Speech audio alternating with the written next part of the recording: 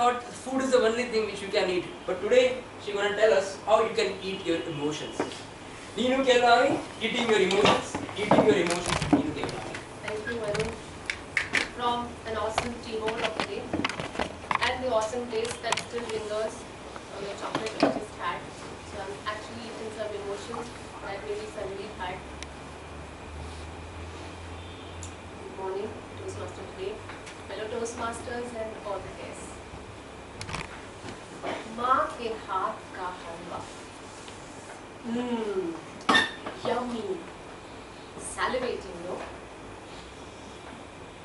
Friends, and especially those of you who are from outside Bombay, from Mumbai, not from here, who have come here for jobs, like from Rajasthan or Patna, especially those of you, do you get those midnight cravings for your mom's ghee juice, the pudding, chole bhature, that aloo paratha? Yes, I can see cooking some of you, and the rajma chawal. The aroma, the fragrance, the smell just hits your senses. So what are the emotions you go through when you think of that particular dish, that meal which only and only your mom could cook perfectly in this world? What are the emotions? Anybody who's not from here or who misses? Huh? Book a flight ticket to home. Yeah, I was going to say that. Just go back home. Yeah. And what else? What are the emotions? Love. Okay, great. So talking about emotions. Emotions have a great influence. Do you think that a great influence on our cooking and the food we eat? Right? Of course they do. There is a very interesting concept in this book titled Like Water for Chocolate.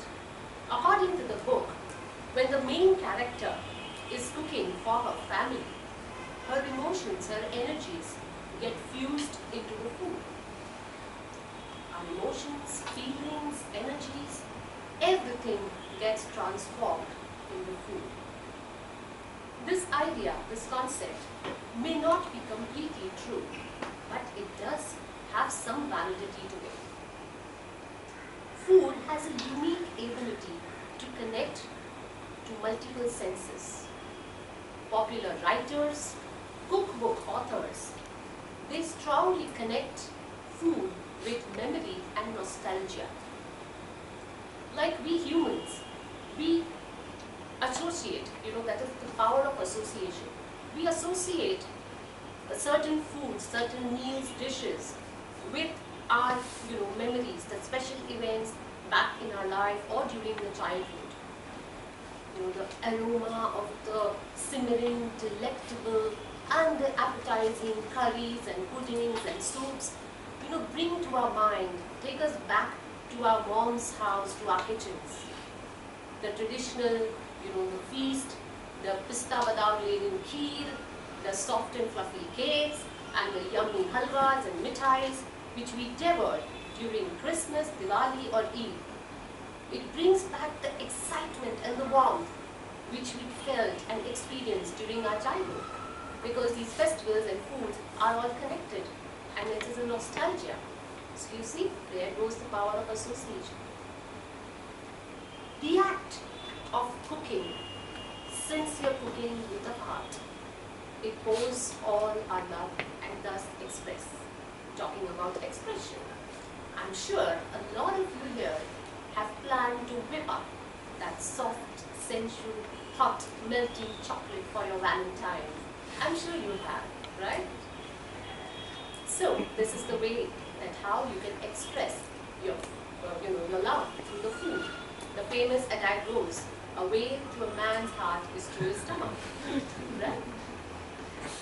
Well, talking about food and emotions, how do you think that our emotions influence the flavor, the food which we eat?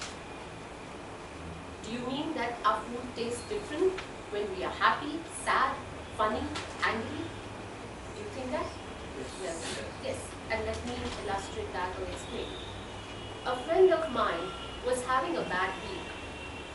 It all kicked off when she had an argument with her mother-in-law, which left her in a foul mood. Her house was in a mess, and to top it all, her grandmother expired.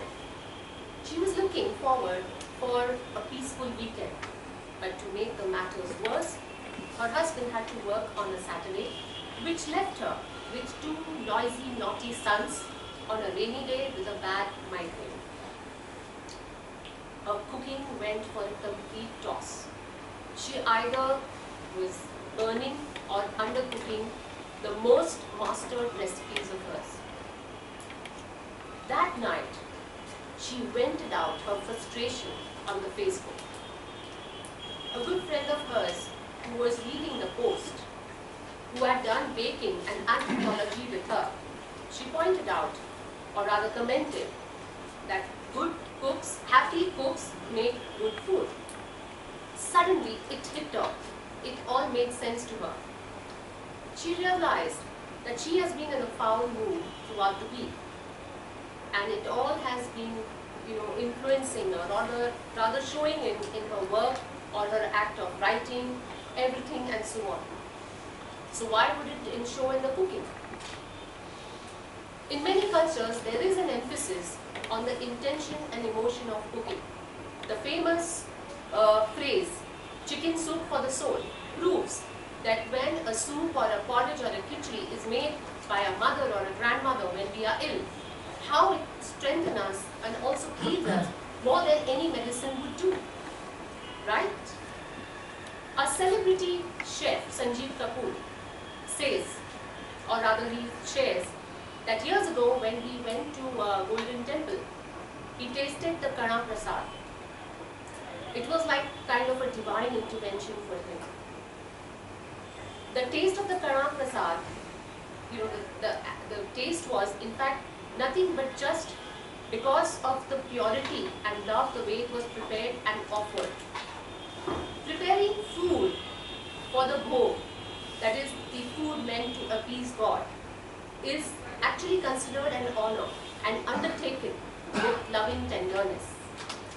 The bhav, the seva bhav of the person who is preparing it, distributing it and offering it to God is what matters. And that is why the temple food is always good to eat. It does not just fulfill your stomach or hunger, it satisfies something more deep within you. And that is why it is said, it is food for the soul and not just the stomach. And on that note, my friends, I'm sure you will agree that east or west, माँ के हाथ का हलवा is the best.